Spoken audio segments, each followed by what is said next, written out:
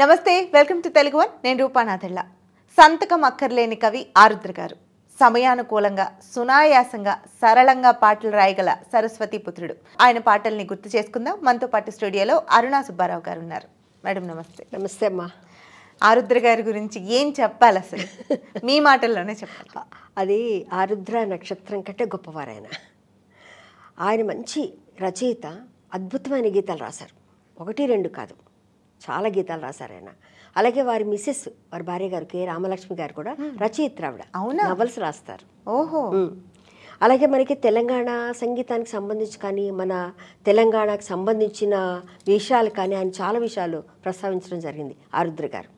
పాత సినిమాల్లో చాలా గీతాలు ఆయన ఉంటాయి, అర్థవంతమైన పాటలు.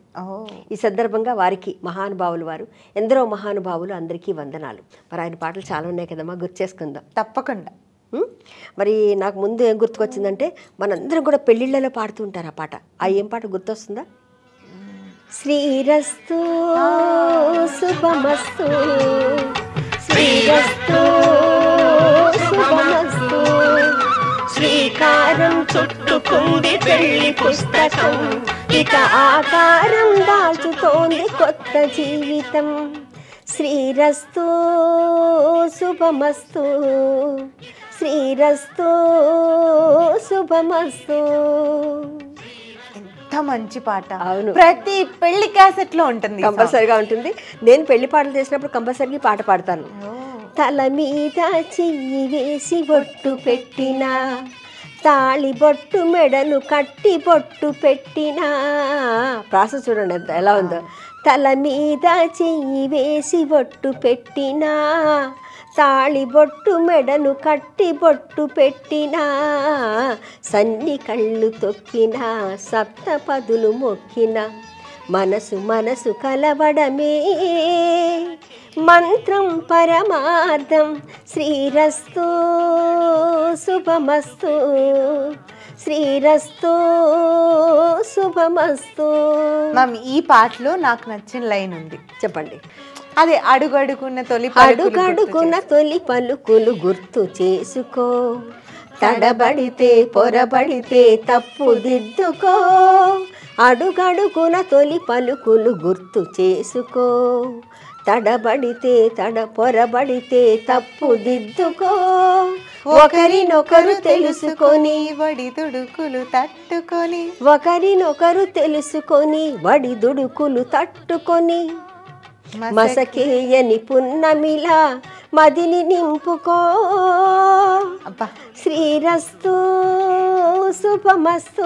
ఈ పాట అయితే ప్రతి పెళ్లి సందడిలో ఈ పాట లేకుండా ఉండదు. అద్భుతమైన పాట. సిడీస్లో కూడా ఇదే పాట ఉంటుంది. ఆ పాటలో అర్థం చూడండి, అడుగడుగున తొలి పలుకులు గుర్తు చేసుకో, అంతే కదా. అది మనకి అదేంటంటే అర్ధేశ కామేశ నాతి చరామి, అవునా కదా. ఇవన్నీ ఈ పదాలన్నీ అక్కడే వచ్చాయి. ఇవన్నీ కూడా ఒకరి వెంట ఒకరు 7 అడుగులు నడుస్తూ, 6వ ప్రాణంగా ఉంటూ, 5వ తనాన్ని మూట కట్టుకొని, 4 దిక్కుల సాక్షిగా, 3 ముళ్ళ బంధంతో 2 జీవితాలు ఒకటయ్యేదే పెళ్ళి. పెళ్ళి 2 జీవితాలు పెనవేసే బంధం. పెళ్ళి 2 కుటుంబాలను దర్చేర్చే ఒక సంబంధం. చాలామంది పెళ్ళి ఇద్దరికి సంబంధించింది అనుకుంటారు. కాదు, 2 కుటుంబాలకు సంబంధించింది, 2 మనసులకు సంబంధించింది. ఈ పాటలో అర్థం ప్రతి ఒక్కరు కూడా ప్రశాంతంగా వింటూ ఆస్వాదిస్తారు. అవును, పెళ్ళైన వాళ్ళు ఎలా ఉండాలి, ఎలా సరి చేసుకోవాలి, ఎలా ఒకరినొకరు గౌరవించుకోవాలి అనేది చాలా అర్థవంతంగా ఉంటుందమ్మా. ఈ పాట ఆరుద్ర గారు రాశారు. కలవ నుంచి జాలువారిన ఆణిముత్యం, ఇది అద్భుతమైన ఆణిముత్యం. అవునమ్మా. ఇంకొక పాట, ఇంకా చాలా పాటలు ఉన్నాయి. కానీ ఇంకో విషయం చెప్పనా, ఆయన ఐటమ్ సాంగ్ కూడా ఎంత బాగా రాస్తారు. అవునా? అవును, ఒక్క ఐటమ్ సాంగ్. దేవుడు చేసిన మనుషుల్లో ఈ పాట ఎల్లారీశ్వర్ గారు పాడారనమాట. మసక మసక చీకటిలో మల్లె తోట ఎనకాల, మసక మసక చీకటిలో మల్లె తోట ఎనకాల, మా పటేళ్ళ కలుసుకో, నీ మనసైనది దొరుకుతుంది, మనసైనది దొరుకుతుంది, దొరుకుతుంది. Okay, yeah yeah yeah yeah yeah yeah yeah yeah yeah yeah yeah yeah yeah yeah. Super. ఇప్పటికీ ఈ పాట ఊపేస్తుంది అనమాట. ఒక్కసారి యూట్యూబ్లో వచ్చినా, ఎక్కడన్నా వెళ్ళేటప్పుడే కారులో అన్న వినిపించినా కానీ ఆ జోష్ వచ్చేస్తుంది మనకి. అవునమ్మా, అంటే అప్పుడు చేసిన పాట, ఎన్నో ఏళ్ల క్రితం చేసిన ఈ పాట ఇప్పటికీ కూడా. సోజాలు వెతికేవాడా, సొగసు చూసి మురిసేవాడా, మా దేశం వచ్చినవాడా, మా బొమ్మలు మెచ్చినవాడా, మరపురాని అందాలు లల. చాలా బాగుంటాయి పదాలు. చాలా బాగుంది అసలు సాంగ్. ఇప్పటికీ అసలు మీరు పాడుతుంటేనే జోష్ వచ్చేస్తుంది అసలు. అవునమ్మా, వింటున్నా యాక్టివ్ అయిపోతాం. అవునవును. ఈ పాట కూడా ఆయనే రాశారు. నాకు చాలా రోజుల దాకా తెలియదు ఆయన రాశారని, కానీ అద్భుతంగా రాశారు ఈ పాట ఆయన. చాలా బాగా పాడారు. ఇది అలాగే మనకి చాలా పాటలు ఉన్నాయి. మనకి చాలా మందికి తెలిసిన పాట కూడా ఒకటి ఉంది. మనసే అందాల బృందావనం, వేణు మాధవుని పేరే మధురామృతం. మనసే అందాల బృందావనం, వేణు మాధవుని పేరే మధురామృతం. కమ్మని నగుమోము కాంచుటే తొలినోము, కడగంటి చూపైన కడు పావనం. మనసే అందాల బృందావనం, వేణు మాధవుని పేరే మధురామృతం. ఇప్పుడు ఆరుద్ర గారి ఫ్యాన్స్ అందరూ కామెంట్ బాక్స్ లో అసెంబ్ల్ అయిపోతారు. మ్యామ్, ఇప్పుడు మీరు పాడిన ఈ పాటకి కథానాయకులు ఎవరు? కథానాయకులు అక్కినే నాగేశ్వరరావు గారు, జానకి గారు, సావుకారు జానకి గారు, కాంచన గారు కూడా ఉంటారు ఇక్కడ. వాళ్ళు ముగ్గురు, ఇద్దరు అక్క చెల్లెలు ఉంటారన్నమాట. వీణా పాటలు అప్పుడు ఉండేవిరా ఎక్కువగా. ప్రతి సినిమాలోనూ వీణా పాటలు ఉండేవి అప్పుడు. జావళీలు కూడా ఉండేవి కంపల్సరీగా. ఒక ఐటెం సాంగ్ అంటే ఐటెం సాంగ్ వారు వేరే వాళ్ళు చేస్తారు, కానీ హీరోయిన్ అనే వాళ్ళకి కంపల్సరీగా పెళ్లి చూపులు అనగానే లేదంటే ఊరినే కూర్చోవడము వీణాతో పాడేవారు అనమాట. వీణా పాట ఇది చాలా పాపులర్. ఈ పాట మీద అసలు ఎన్ని భజన్స్ చేశారు చాలామంది. భజన్స్ ఈ పాట మీద రావడం కానీ, మ్యూజిక్ చేయడం కానీ ఈ పాటతో స్టార్ట్ అయ్యేది. ఆ రోజుల్లో ఎలా అంటే ఒక ఊపిన పాట అంటారు ఇది. అవును, పాట వింటే పాట గుర్తొస్తుంది, కానీ పాటకు సంబంధించిన విషయాలన్నీ ఈ రోజు మీరు చెప్తుంటే తెలుసుకుంటున్నాను. అవునమ్మా, అంటే పాట బ్యాక్ సైడ్ అవును జరిగేవన్నీ మాకు తెలియదు, పాటలే వినగలం. అవునవును. ఈ పాటకి సంబంధించినటువంటి వివరాలు చక్కగా గుర్తుపెట్టుకొని మా అందరికీ గుర్తు చేసినందుకు థ్యాంక్ యూ. ఆరుద్ర గారి పల్లవిల్లు స్టార్ట్ చేద్దామా? తప్పకుండా. ఇంకోటి ఏంటంటే, నేను చిన్నప్పటి నుంచి సినిమాలు, పాత సినిమాలు చూస్తాను కదా, అవి ఇంకా కళ్ళకు కట్టినట్టు గుర్తున్నాయి నాకు.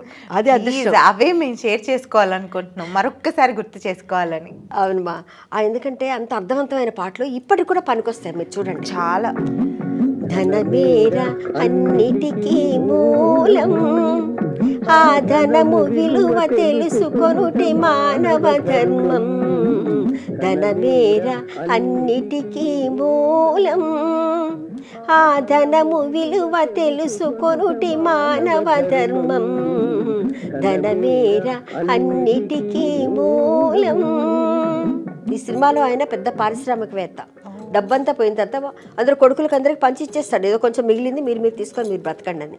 అప్పుడు ఆయన భార్యను తీసుకొని ఒక అడవికి వెళ్ళి, అంటే చేతికి ఒక విద్య వస్తే, డబ్బు విలువ తెలిస్తే ఆ మనిషి ఎంత గొప్పవాడు అవుతాడు అన్నది. అక్కడికి వెళ్ళిన తర్వాత ఆయన అన్ని కట్ చేసి చీపుర్లు అమ్ముకు రమ్మని పంపిస్తాడు భార్యని. ఆవిడ బాగా డబ్బులు ఉన్నప్పుడు ఈ మహిళా సంఘాలకు వాళ్ళకి ఇట్లా చాలా డబ్బులు ఇట్లా ఇసిరేస్తామట ఆవిడ. అట్లాంటి ఆవిడ ₹1 కోసం ఊరంతా తిరిగి అమ్ముతుంది. ఆ రోజుల్లో రూపాయికి 2-3 కట్టలంట, చీపురు కట్టలు. అంత కష్టపడి ఆవిడ ఇసిరేస్తే ఆవిడ ఆ ₹1 కళ్ళకి అద్దుకొని తీసుకుంటుంది. విలువ ఆ రోజు తెలిసి వచ్చింది. ఆ డబ్బులన్నీ ఆయన కూడబెట్టి ఆ చుట్టుపక్కల మగవాళ్ళందరూ తాగి పాట చేస్తుంటారు.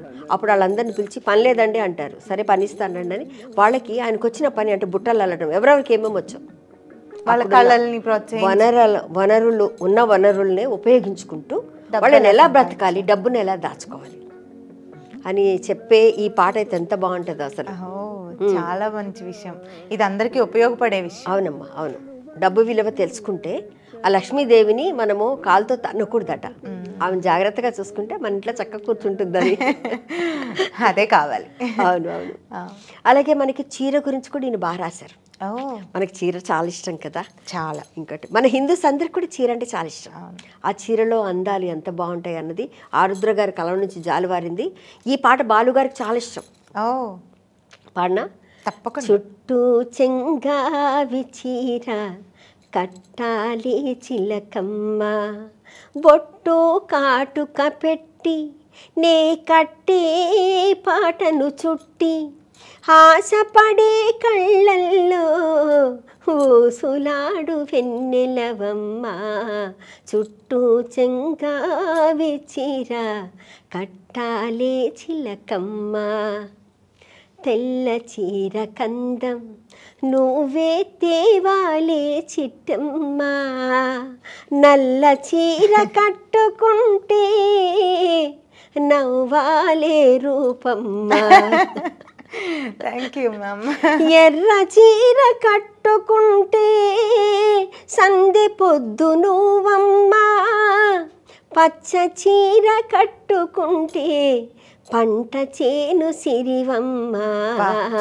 చుట్టూ చెంగావి చీర కట్టాలే చిలకమ్మ, బొట్టు కాటుక పెట్టి నే కట్టే పాటను చుట్టి, ఆశపడే కళ్ళల్లో ఊసులాడు వెన్నెలవమ్మ, చుట్టూ చెంగావి చీర కట్టాలే చిలకమ్మ. బాబా, ఒక్కొక్క కలర్లో ఎంత చక్కగా వర్ణించారు. అవును, ప్రతి దాంట్లో చాలా బాగుంటాయిరా. నేరేడు పళ్ళ రంగు ఊరించే చెక్కిళ్ళు, ఎంత బాగుంటుందో పాటలు అయితే. అంటే ప్రతి రంగుకి అందం వచ్చేలాగా చాలా బాగుంది. అర్థవంతమైన పాటలు చాలా రాశారు. అంటే ఇప్పటికీ చాలామంది కవులు రాస్తూ ఉన్నారు. కానీ ఈ పాత పాటలు ఎందుకు ఉండిపోయాయి అంటే అప్పటి నుంచి మనం వింటున్నాం కాబట్టి ఎక్కువగా కదా. రాయినైనా కాకపోతిని రామ పాదము తాకగా, బోయనైనా కాకపోతిని భక్తి రంజని పాడగా. రాయినైనా కాకపోతిని రామ పాదము తాకగా, బోయనైనా కాకపోతిని భక్తి రంజని రాయగా. ఎంత బాగుంటుందిరా, ఎంత బాగుంది. అడవి లోపల చెట్టునైతే అతివ సీతను కాచనా, అందువలన రామచంద్రుని అమిత కరుణను నోచగా. మనిషిగా జన్మించినానే మత్సరములు చేయగా, మనిషిగా జన్మించినానే మత్సరములు చూపగా, మద మత్సరములు చూపగా. రాయినైనా కాకపోతిని రామ పాదము తాకగా, బోయనైనా కాకపోతిని భక్తి రంజని రాయగా. ఎంత అర్థంగా ఉంది పాట. బాగా పాడారు. Thank you so much ma'am.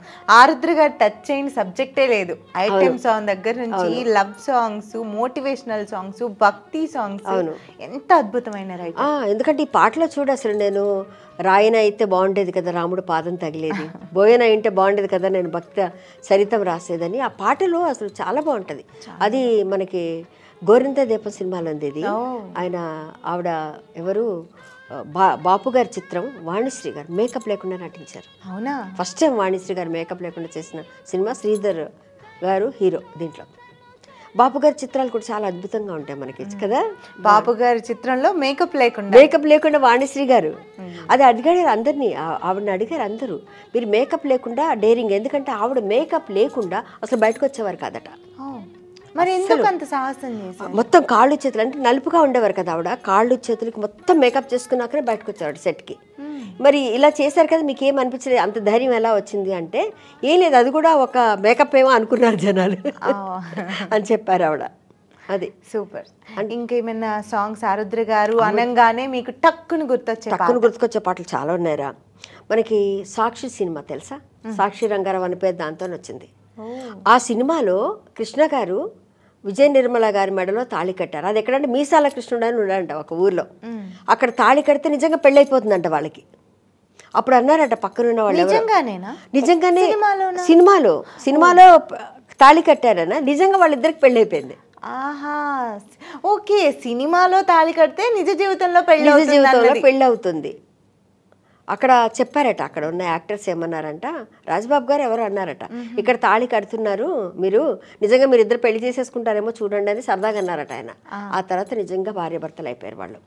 అందులో అతను చావు భయంతో ఉంటాడు, అంటే ఈమె అన్నయ్య అతన్ని చంపబోతాడు, ఆయన ఎదుగుతూ ఉంటాడు రౌడీ అన్నమాట సినిమాలో. ఇతనుని ఈమె దాచిపెడుతుంది, వీళ్ళింట్లోనే దాచిపెడుతుంది, వాళ్ళ అన్నయ్య అంత బయట ఎదుగుతుంటాడు సాక్షి సినిమాలో. అప్పుడు ఈమె పాడుతుందన్నమాట, అమ్మ నాకు తాళి కట్టేసి అప్పుడు మా అన్నయ్య వచ్చి నిన్ను చంపడు కదా అని తాళి కట్టించుకుంటుంది అనమాట. అమ్మ కడుపు చల్లగా అత్త కడుపు చల్లగా బతకరా బతకరా పచ్చగా, నీకు నేనుంటా వెయ్యేళ్ళు తోడుగా నీడగా, అమ్మ కడుపు చల్లగా అత్త కడుపు చల్లగా బతకరా బతకరా పచ్చగా. ఎంత బాగుంటుందో. మెడలో నా తాళి బొట్టు కట్టరా, నానుదుట పెళ్లి బొట్టు పెట్టరా. ఎంత బాగుంటుంది అసలు ఆ పాట వింటుంటేనే అసలు ఎంత హాయిగా ఏడ్చుకుంటూ ఆయన తాళి కడుతుంటాడు, భయం ప్రతి క్షణం. అసలు నాకు ఆ సినిమా ఇంకా అలా కళ్ళ ముందు అలా కనిపిస్తుందమ్మా. ఈ పాట ఒకటి నాకు బాగా ఇష్టమైన పాట. ఆ రుద్ర గారి చాలా ఉన్నాయి, అవన్నీ గుర్తు చేసుకుంటే మనకు ఒక ఎపిసోడ్ 2 ఎపిసోడ్లు సరిపోదు, సరిపోవు అసలు. మళ్ళీ దాంట్లో సరదాగా ఉండే పాటలు కూడా చాలా ఉన్నాయి. రావాలని ఆశ లేనిది ఎందుకు వస్తావు, రానని రాలేనని ఊరకి అంటావు, రావాలని ఆశ లేనిది ఎందుకు వస్తావు. ఇది కూడా సరదాగా ఉందో పాట, టీజింగ్ సాంగ్ ఇది. అలాగే అందాల రాముడు ఇందివర శ్యాముడు రఘుకులాగ్ని సోముడు ఇలలో మన దేవుడు, అందాల రాముడు అందువలన దేవుడు, అందాల రాముడు ఇందివర శ్యాముడు ఇనుకొలాబ్ది సోముడు ఇలలో మన దేవుడు. వావ్ కదా, సూపర్ మ్యామ్. ఇలా మనం గుర్తు చేసుకుంటూ పోతే ఒక ఎపిసోడ్ సరిపోదు.